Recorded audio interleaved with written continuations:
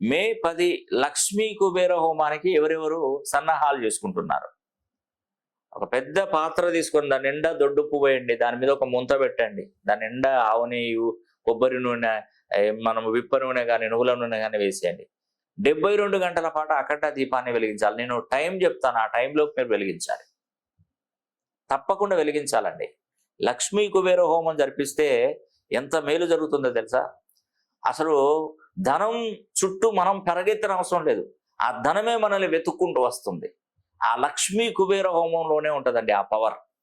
నిజంగా నేను ఈ లక్ష్మీ కుబేర హోమం అనేది కూడా నేను ఈ మొదలు పెట్టే టైంకి ఎంతో మంది నాకు కాల్ చేసి చెప్తున్నారు, మా ఇంట్లో చుట్టు ఉంది సార్, మేము పెట్టుకోవచ్చున. 12 రోజులు దాటిన తర్వాత ఎవరైనా పెట్టుకోవచ్చు, చుట్టుతో సంబంధం లేదండి, ఇది ఎవరైనా చేసుకోవచ్చు.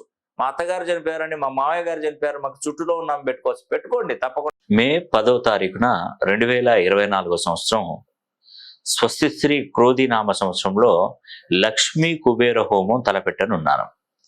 ప్రతి ఒక్కరూ లక్ష్మీ కుబేర హోమం చేయించుకొని సంపన్నులు అవ్వండి.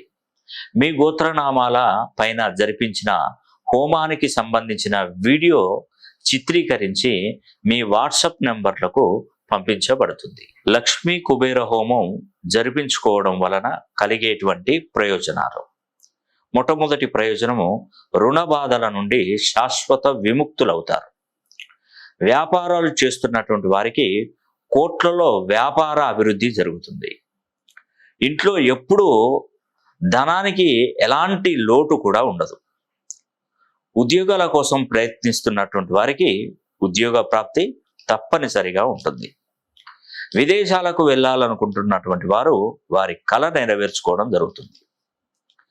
మనం ఇచ్చినటువంటి డబ్బు తిరిగి రావడానికి కూడా చాలా ఉపయోగపడుతుంది.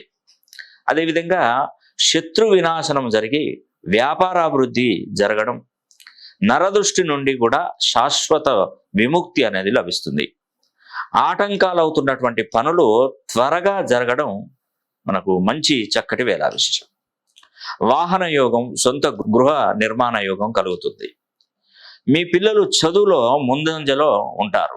లక్ష్మీ కుబేర హోమం జరిపించుకున్న వారికి మేము అందించే ఆ ప్రత్యేకతలు: మేము ముందుగా మాతా వైష్ణోదేవి ఆలయం జమ్మూ కాశ్మీర్ శ్రీనగర్కి వెళ్ళి త్రికూట పర్వతంపై 3 స్వరూపాలుగా ఉన్నటువంటి అమ్మవారిని దర్శించుకొని, మరి ఆ 3 స్వరూపాలైనటువంటి లక్ష్మీదేవి, సరస్వతీదేవి, మహాకాళీదేవి పాదుకల దగ్గర గోమతి చక్రాలను పూజించి వాటిని మే 10వ తారీఖున జరిగే లక్ష్మీ కుబేర హోమంలో శక్తివంతం చేసి ప్రతి కుటుంబానికి 5 గోమతి చక్రాలను పంపించడం జరుగుతుంది. వాటిని మీరు సంపద కొరకై వ్యాపార సంస్థల్లో కానీ, గల్లా పెట్టెలలో కానీ, డబ్బు దాచుకునేటువంటి బీరువాల్లో కానీ, దేవుడి గదిలో ఉన్న కుంకుమ భరణిలో డబ్బాలో కానీ, లేదా వాటిని లాకెట్ రూపంలో కుటుంబ సభ్యులందరూ కూడా ధరించవచ్చు. చదువుకునే పిల్లలకు చదువులో ఏకాగ్రత పెరుగుతుంది. దుష్ట పీడల నుండి నివారణ జరుగుతుంది.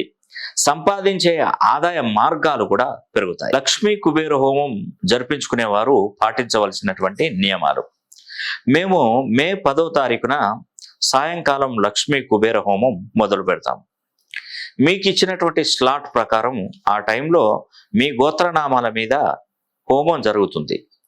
ఇదే టైంలో మీరు ఇంటి వద్ద ఒక పెద్ద పాత్రను తీసుకొని దాని నిండా గల్ల ఉప్పును, దొడ్డు ఉప్పును నింపి, ఆ ఉప్పు మీద ఒక ముంతలో నూనె పోసి, ఆవు నెయ్యి కానీ, కొబ్బరి నూనె కానీ, నువ్వుల నూనె కానీ, ఈ యొక్క నూనెను వేసి 72 గంటల పాటు అఖండ దీపాన్ని వెలిగించి కొండెక్కకుండా కాపాడాలి.